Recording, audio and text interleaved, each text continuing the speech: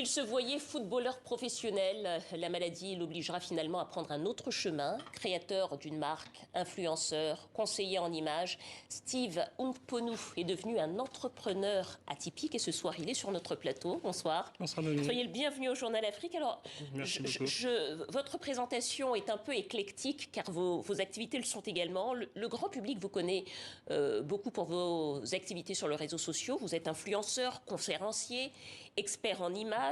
Vous êtes aussi un chef d'entreprise. Comment est-ce que vous définiriez vous-même ? Déjà, merci pour l'invitation. C'est une très bonne question. Alors, je me définis comme l'homme aux multiples chapeaux, sans jeu de mots. Je suis une personnalité qui adore faire beaucoup de choses.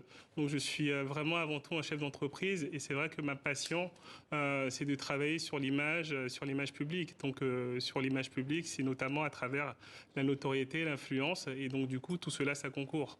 Et l'agence que j'ai créée, donc du coup l'agence éponyme, Steve Oungponu, en fait, nous nous basons sur 3 piliers. Donc du coup, ça va être en fait un storytelling qui va être très fort, ça va être un positionnement, ça va être aussi un symbole, donc du coup le symbole qui est le chapeau pour moi, qui diffère selon les entreprises, selon les personnes. Et les trois, en fait, ça concourt à créer un concept fort. Donc je me définirais comme une personne qui aide, qui accompagne les personnes à créer un concept fort. À créer un concept fort. Alors effectivement, parce que vous avez créé votre marque de vêtements et d'accessoires, hein, Black Hat Paris, c'est en 2016. Déjà, vous avez énormément de points de vente, 40 points de distribution, notamment au Japon. On va en reparler de cette épopée, de cette aventure entrepreneuriale, mais peut-être on va revenir sur votre parcours.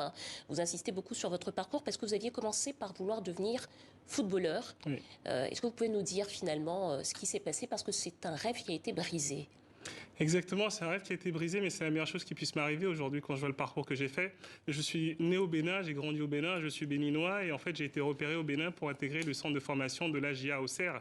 Et en fait j'ai une maladie génétique, donc du coup j'ai le gène HLA-B27, c'est une spondylarthrite ankylosante, et j'ai un gène encore beaucoup plus poussé parce qu'en fait il y a 1% de personnes qui ont cette pathologie comme moi, c'est-à-dire que en fait j'ai un taux de handicap de 80%, j'ai des injections, donc du coup une injection par semaine. C'est pour ça que c'était fini le football, vous ne pouviez plus faire du football et vous regardiez beaucoup la mode et vous étiez inspiré par Yves Saint Laurent. Vous aviez envie de devenir, vous aviez envie de vous inspirer de ce grand créateur français. C'est comme ça que vous avez créé votre marque en 2017.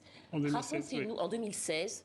Racontez-nous pourquoi les chapeaux Black Hat. Alors on vous voit avec un grand chapeau, un autre plus petit.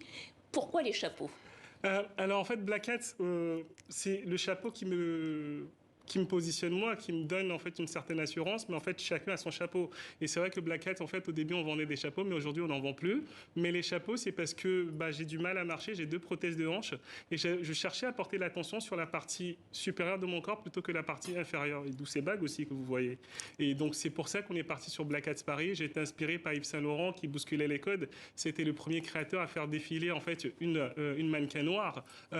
Et donc Black Hat, c'est vraiment en disant en fait voilà, c'est mon chapeau. Moi, c'est ce qui me définit. Que ce soit vous, que ce soit une autre personne, c'est plutôt partir des difficultés, des points faibles, entre guillemets, que la société dicte pour en faire un point fort. Et c'est en fait le leitmotiv et c'est ce qu'on fait dans tout ce qu'on fait aujourd'hui. Et c'est ce que vous faites dans votre activité, à la fois dans les conférences que vous donnez, sur vos réseaux sociaux. Vous avez plus de 200 000 fans. Et puis, vous avez écrit cet ouvrage en 2021, J'avais toutes les excuses. Au fond, ce parcours que vous nous racontez, c'est ce que vous souhaitez c'est ce que vous souhaitez, au fond, impulser, c'est ce que vous souhaitez donner à tous ceux qui vous écoutent? Bah oui, en fait, c'est exactement ce que je souhaite donner à tous ceux qui nous écoutent. Enfin, moi, j'avais toutes les excuses pour ne pas réussir ma vie. Enfin, handicapé, immigré, noir en France, tout de suite mon rêve s'est brisé. Et mon message que je veux apporter en tout cas aux personnes, et c'est ce que je fais, c'est qu'aujourd'hui j'ai un handicap qui est invisible, mais malgré cet handicap, je suis chef d'entreprise, j'ai plusieurs entreprises, je travaille sur des personnes, je travaille avec des personnalités politiques, publiques, avec des marques, avec des entrepreneurs. Pour lancer une entreprise aujourd'hui, c'est très simple, hein, c'est en 10 minutes, on va sur Internet, on peut le faire. Mais par contre, il y a 30% des entreprises qui ferment au bout de 2 années. Et donc du coup, nous, notre différence qu'on apporte, en fait, c'est l'image, en fait, c'est la notoriété, c'est l'influence.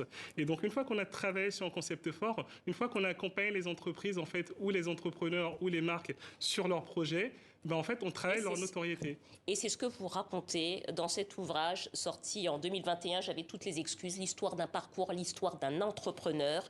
Merci beaucoup à vous, Steve Mponou.